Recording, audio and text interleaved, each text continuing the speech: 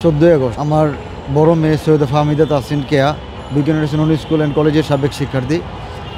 সে 4 সন্তানের জননী ছিল। তার স্বামীর বাসায় আপনার স্বামী তাকে নির্মমভাবে হত্যা করে এবং আমার স্ত্রী নাজমা বেগম বাদী হয়ে তার বিরুদ্ধে এবং সন্দেহভাজন আসামিদের বিরুদ্ধে হত্যা মামলা আমরা দায়ের করি। কিন্তু আজ অবধি আইনশৃঙ্খলা রক্ষাকারী বাহিনী কোনো আসামিকেই ধরতে পারেনি, আইনের আওতায় আনতে পারেনি। বরং এরা এখন প্রকাশ্যে ঢাকায় ঘুরে বেড়াচ্ছে। গত 8 তারিখে 8ই অক্টোবর বুধবার ছিল, আমি বাসায় সবজি কেনার জন্য বাসা থেকে নিচে নামি।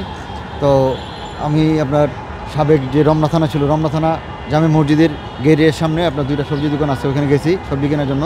আমি কালো রঙের 2টা নোয়া গাড়িতে করে কিছু লোক দাঁড়ানো ছিল, রাস্তার কিছু 4-5 জন লোক দাঁড়ানো ছিল এবং সামনের গাড়িতে কিছু লোক ছিল। আমি হঠাৎ করে সবজি কিনে আমি ওদিকে খেয়াল নাই, কিন্তু একটু পরে একটা দোকানে সবগুলো সবজি আমরা পাইতেছিলাম না, সামনের দোকানে যাচ্ছিলাম। ঠিক এই মুহূর্তে আমি আসামি যারা ছিল একজনকে আমি ফুটপাতে আরও 3-4 জন ছেলে সহ দাঁড়িয়ে থাকতে দেখি। পরে আমি তাকে জিজ্ঞাসা করলাম যে কে তুমি, মনির না? সে কথা বলে নাই।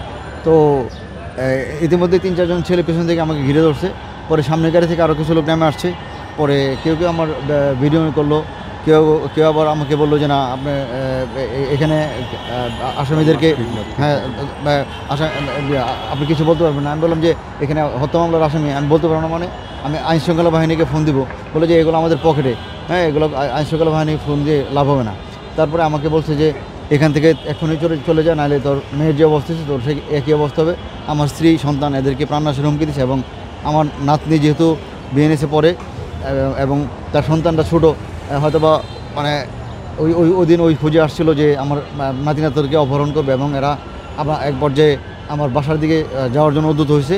যেহেতু আমার বাসাবর্তী সন্নিকটে আমাদের নাতিনাতদেরকে উঠায় নিয়ে যাবে, আমাদের ক্ষতি করবে এই মনে করে। উপস্থিত জনতা কিছু লোকজন ছিল, তারা একটু সদয় হয়ে বাধা দিয়েছে যে না আপনারা এই বসুন্ধরা টিস্যু অশুদ্ধতার বিরুদ্ধে এক বিন্দুও ছাড় নয়।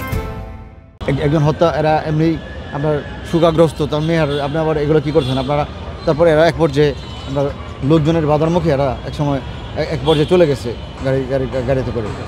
এবং 2টা নোয়া গাড়ি ছিল, দ্বিতীয় গাড়িটার নম্বর আমি মোবাইল ফোনে তুলে রেখেছি এবং এগুলোর ফুটেজ আমাদের কাছে আছে। এখন আমি আমাদের পরিবারের নিরাপত্তা চাই।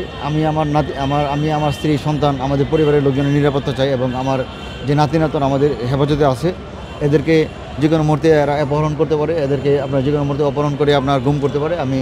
আমি প্রশাসনের কাছে আপনাদের মাধ্যমে ইলেকট্রনিক্স প্রিন্ট মিডিয়ার মাধ্যমে আমি আমাদের পরিবারের সকলের নিরাপত্তা চাই এবং আমাদের জানমালের যে হুমকি, এটা থেকে আমি প্রশাসনের সহযোগিতা চাই। 30 অনুচ্ছেদ অনুযায়ী যে কোনো নাগরিকের আইনের আশ্রয় লাভের সুযোগ রয়েছে। আজকে এই মামলার বাদী বিজ্ঞ আদালতকে জানান তার কন্যা ভিকারুন্নেসা কলেজের মেধাবী শিক্ষার্থী সৈয়দা ফাহমিদা তাহসিন কেয়াকে শেওড়াপাড়ায় তার 4 জন সন্তানের সামনে নির্মমভাবে হত্যা করা হয়। হত্যা করার পরবর্তীতে তিনি 9 জন আসামির নাম উল্লেখ করে মিরপুর মডেল থানায় একটি মামলা দায়ের করেন। এই মামলা দায়ের করার পর থেকে তিনি বিভিন্ন হুমকির সম্মুখীন হচ্ছিলেন। পরবর্তীতে গত 8 তারিখ বেলা 8ই অক্টোবর বেলা 12 ঘটিকায় এই মামলার যে এজাহার নামীয় আসামিরা রয়েছে তারা 2টি মাইক্রোবাসে করে তার বাসার 500 গজের মধ্যে গিয়ে প্রায় 1 ঘন্টা সময় দাঁড়িয়ে থাকেন, যা সিসিটিভি ফুটেজে দেখা গিয়েছে। এবং তিনি যখন বাসা থেকে বের হন তখন তাকে বিভিন্নভাবে হুমকি ধামকি প্রদান করেন এবং মামলা প্রত্যাহারের জন্য চাপ প্রয়োগ করে বলেন তিনি বিজ্ঞ আদালতকে জানান। এই ঘটনা থেকে যে আমাদের ভিকটিম পরিবারগুলো রয়েছে তাদের নিরাপত্তার বিষয়টি প্রশ্ন সামনে আসে। আমরা বিজ্ঞ আদালতের কাছে ন্যায় বিচার প্রার্থনা করেছি এবং দ্রুত আসামিদের গ্রেফতার চেয়ে বিজ্ঞ আদালতের কাছে আবেদন করেছি। বিজ্ঞ আদালত উক্ত ঘটনাটি তদন্তের জন্য রমনা থানার ভারপ্রাপ্ত কর্মকর্তাকে নির্দেশ প্রদান করেছেন।